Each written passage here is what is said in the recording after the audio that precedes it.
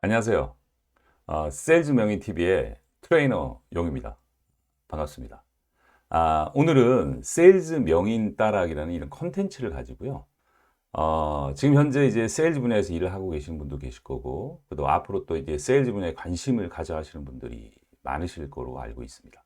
그래서 그런 분들께 실질적인 도움을 드리고자, 제가 지난 29년간 다양한 세일즈 분야에서 아주 탁월한 또 여러 가지 퍼포먼스를 냈던 이 경험을 토대로 여러분들께 좋은 정보와 도움을 드리고자 시간을 갖도록 하겠습니다. 먼저 여러분들 이 세일즈 하면은 첫 번째 생각나는 게 뭘까요? 그쵸? 이게 어렵다라는 거죠. 물론 따지고 보면 세일즈가 쉬운 건 아니죠. 또 그렇게 보면은 이 세상에 또 쉽지 않은 일이 어디 있습니까? 그죠? 먼저 이 세일즈는 사실은 되게 다양한 분야에 존재를 하고 있습니다. 어떻게 보면 지금 현재 어떤 기업이나 조직의 세일즈 파트에서 일을 하실 분도 계실 거고, 아니면 개인적인 어떤 영업과 세일즈를 하시는 분도 계실 겁니다. 따지고 보면 세일즈 이 분야가 없는 게 없죠. 기업으로 따져볼까요? 어떻게 보면 이 세일즈는 기업 경영의 꽃이라고 해도 이 과언이 아닙니다. 분야를 보면 대표적인 어떤 세일즈라고 얘기하는 거는 뭐가 있을까요? 뭐 전 분야에 다 있는 건 맞죠. 그러면 이제 보험이나 이제 금융 세일즈도 있을 거고, 그 다음에 뭐 자동차 세일즈, 그 다음에 뭐 제약 세일즈, 여러 가지가 있을 겁니다. 개인적으로 저는 다양한 분야에서 세일즈를 경험을 해보고 또 많은 세일즈 전문가들을 육성했던 사람으로서 그럼 가장 어려운 고난이도의 세일즈는 뭘까라고 했을 때 결론적으로 저는 무형의 상품을 파는 어떤 이런 금융과 보험 세일즈가 가장 탑 클래스다라고 생각을 합니다. 음, 어쨌든 오늘 이 시간을 통해서 이 세일즈를 잘하는 어떤 비법이 뭘까? 세일즈를 잘하는 사람은 어떻게 하면 저렇게 잘할 수 있을까? 되게 궁금증이 많으실 거예요. 그죠? 저는 오랜 기간 동안 세일즈 분야에서 일을 했던 경험을 토대로 내린 결론이 하나 있습니다. 뭐냐면 세일즈는 말을 잘한다든지 뭐 이렇게 무대뽀 정신이 강한다든지 그거하고 크게 관련이 없습니다. 세일즈는 사실 굉장히 고도의 전략이 필요한 또 프로페셔널한 전문직이라고 저는 생각을 합니다. 어떻게 보면 세일즈는 종합 예술인 거죠. 그래서 저한테 기초부터 심화 과정까지 다양한 콘텐츠를 가지고 여러분들께 도움을 드리고자 합니다. 아, 제 소개를 먼저 좀 드려야 될 것 같아요. 첫 시간이니까. 저는 29년간 이제 세일즈 분야에서 일을 해왔었고요. 어떻게 보면 기업의 직장인으로서 소속돼서 일한 적도 있었고, 또 개인 사업자로서 활동을 한 적도 있었고, 또 프리랜서, 프로페셔널로서 이제 활동했던 되게 다양한 경험도 있고, 분야도 굉장히 다양합니다. 먼저 이제 베이커리 샵, 네, 그렇죠. 점포, 시장 조사하고 상권 분석하고, 건물주나 부동산 관련된 분들과 같이 일을 하면서 저희 회사 브랜드의 어떤 이런 점포를 개발하는 그런 세일즈를 했었고요. 두 번째는 이 극강의 세일즈죠, 그죠? 트럭 한 대를 사서 새벽에 농산물 시장 들어가서 야채와 과일 같은 거를 물건 떼다가 돌아다니면서 이제 팔았던 경험도 있고요. 이건 IMF 얘기입니다. 그 다음에 이제 식품 회사에서 식품 유통 영업을 아주 전문적으로 했습니다. 이 식품 유통 영업은 사실 분야가 되게 다양해요. 뭐 대리점 쪽도 있고요. 신유통, 뭐 하이퍼마켓, 할인점, 그 다음에 CVS, 슈퍼체인, 그 다음 백화점. 점포 영업뿐만 아니라 본부에 있는 바이어들 상대로 세일즈를 되게 열심히 해서 또 좋은 성과를 많이 냈죠. 그 다음에 세일즈의 탑이라고 하는 이런 보험 세일즈를 외국의 보험회사에 제가 15년 정도 했습니다. 직접적인 어떤 이런 세일즈도 5년 이상을 했고요.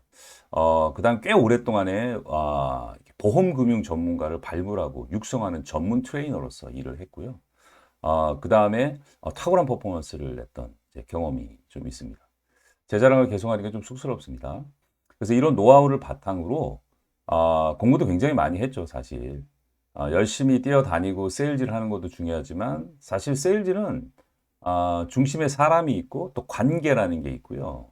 또 심리라는 게 있습니다. 굉장히 과학적인 분야거든요. 또 전략도 필요하고. 실제로 세일즈는 사실 똑똑하신 분들이 잘해요. 네. 어쨌거나, 아, 저의 이런 노하우를 가지고, 여러분들 세일즈 좀 잘하고 좀 탁월한 퍼포먼스를 내고자 하시는 분들께 도움을 드리고자, 제가 이 시리즈를 만들었습니다. 그럼 이제 첫 번째 시간이니까요. 바로 한번 들어가 보도록 하겠습니다. 자, 이제 첫 번째 시간은 뭐냐면, 세일즈를 잘하는 사람의 특징이 있다는 거예요. 즉, 세 가지가 남다르다는 제가 제목을 좀 갖고 왔는데, 세일즈를 잘하시는 분들은 세 가지 아주 공통적인 특징이 있는 거죠. 그거 결론부터 제가 말씀드리겠습니다. 첫 번째는 뭐냐면, 본인들이 판매하는 상품과 솔루션이 사실 다양해요. 그죠? 이게 무형일 수도 있고, 유형일 수도 있습니다. 그죠? 자, 그러면 본인이 판매하는 상품에 대한 확신의 깊이가 다르다는 사람들마다. 자, 두 번째는 뭐냐면요. 직업의식이에요. 내가 세일즈라는 직업을 가지고 일을 하는데, 본인의 정체성, 본인이 어떤 역할을 하는지 잘 정리되신 분들에 따라서 다른 결과가 나온다는 거죠. 자, 세 번째는 뭐냐면, 진짜 간절한, 진짜 목표가 있냐 없냐의 문제고요. 그 목표의 완성도가 높냐 낮냐의 저는 문제라고 봅니다. 그럼 첫 번째부터 한번 볼게요. 첫 번째는 판매하는 상품에 대한 이제 확신이라고 제가 얘기를 했는데, 이거는 지극히 당연한 얘기인 것 같은데, 또 굉장히 중요한 문제이기도 해요. 이렇게 생각하시는 분들이 있어요. 누구 굉장히 세일즈를 잘 하시는 분들의 어떤 이런 화법이라든지 이런 스크립트, 그런 토크들을 내가 그대로 따라서 연습을 해서 한다고 해서 잘 될까요?